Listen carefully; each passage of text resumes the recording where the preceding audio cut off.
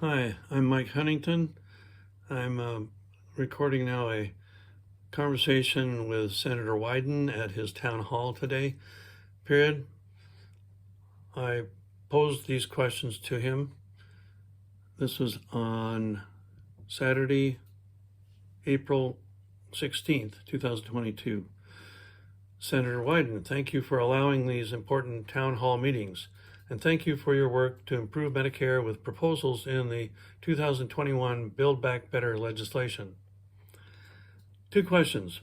A year ago, last January, you promised that if Medicare for All were introduced in the Senate, while you were chair of the Senate Finance Committee, you would ensure that the bill would get a fair and serious hearing. We see that this coming week, Senator Sanders will reintroduce a Senate Medicare for All bill. May we still look forward to that hearing? Next question. In the past, you have strongly endorsed healthcare as a human right. You often, however, quickly say one shoe does not fit all and people need choice. The Centers for Medicare and Medicaid Services Innovation, led by Liz Fowler, is on an under-the-radar path to remove choice by pushing all Medicare recipients into HMOs without their knowledge or consent. A year ago, she and CMMI devised HMO schemes called direct contracting entities. After thousands of physicians petitioned against these DCEs, she simply renamed them ACO REACH. ACO REACH and DCEs do at least two bad things. They remove choice of people to stay with additional Medicare and avoid networks.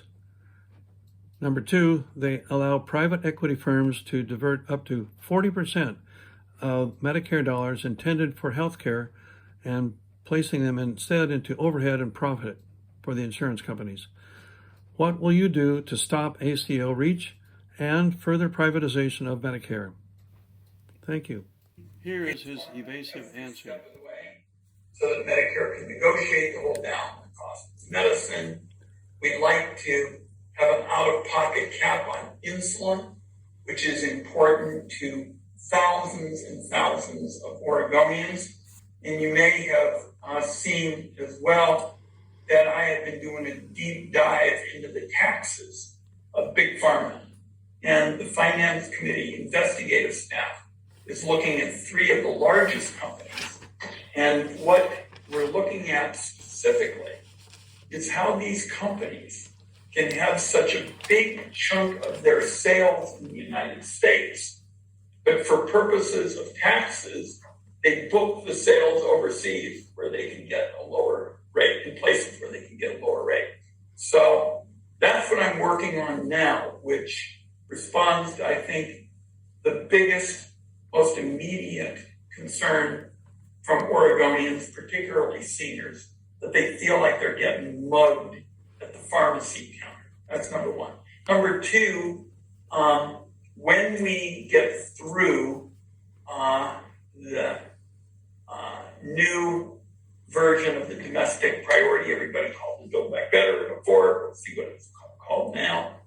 We're certainly going to look at further approaches with respect to healthcare. And for example, many of my colleagues on the Finance Committee want additional choices in Medicare and invariably public choices. So I have colleagues who want to lower the age of eligibility from 65 to 60, colleagues who would like to let seniors buy into Medicare, colleagues who have a public option. In fact, there are several versions of a public option. And we're going to look at all of those approaches when we have a chance to. And I've always felt that when you look at all of the approaches, certainly single payer should be part of it. So that's number two. Number three involves the model project you described at CMMI. I'm asking a lot of questions about it. And let me tell you the one that I'm most concerned about. Medicare Advantage is very popular in Oregon, particularly in the metropolitan areas, where we actually have one of the highest percentages of Medicare Advantage in the country. That's because people have had Kaiser and they've had good experiences. My only concern is not all Medicare Advantage is created equal. We've had good experience with some programs like Kaiser. There have been other programs that have been not so good. And I will tell you that a number of years ago, there were plans out there where they had people selling them door to door to poor people. And the salespeople were dressed up like physicians and healthcare staff and the like. And there was discussion about what to do about it. It came around to me. I was pretty new on the finance committee. They said, Ron, you've worked in the elderly field for a long time. What do you think ought to be done? I said, those people ought to be put in jail. That's my view. That's just outrageous to be doing it. So I'm happy to work with you on these issues. I'm seeing the sign in back, universal health care, all for that. And in each of those areas, prescription drugs, those tax breaks that are really outrageous, public interest groups have been very helpful in getting us information about that, public options, all of the options, and then looking at the work being done at CMMI. And I think you characterize it right. They're changing it in some way and the like. What I want to know is what is it going to do to protect consumers? Kaiser has been a model in the Medicare Advantage area in the Northwest, so there's some ways to do this, but there's also been some care, and I've told this to people in the private sector, that it's just unacceptable. And that's my position. We hope to hear that hearing on Medicare for All.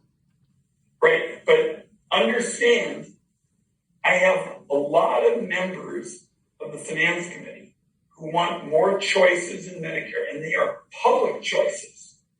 Public options, reducing the age, people buying in. I can see your expression. My colleagues get election certificates too, and I've got to listen to all of them, including colleagues who are for single pay.